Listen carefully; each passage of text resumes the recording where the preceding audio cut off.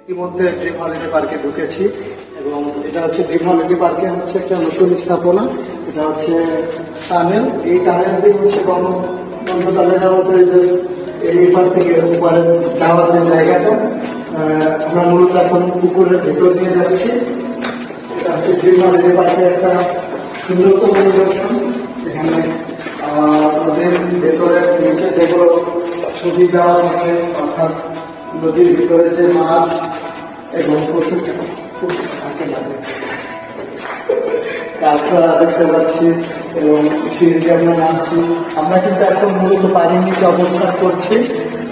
এটা হচ্ছে একটা টানেল, এটার ভিতরে নানান ধরনের লাইটিং করা আছে, নানান ধরনের সামুদ্রিক মাছের ছবি দেওয়া আছে এবং আমরা ইতিমধ্যে এখান থেকে ওপারে চলে এসেছি এবং উপরে ঘুরতেছি। আপনাদেরকে সামনে জায়গাটা দেখাচ্ছি।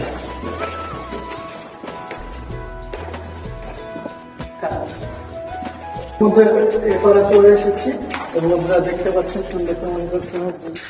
সুন্দর জায়গাটা। এখানে পানি যেই ড্রিম হলিডে পার্কের যেই গ্রাম্য দৃশ্যগুলো আমরা মূলত এই স্থাপনাটা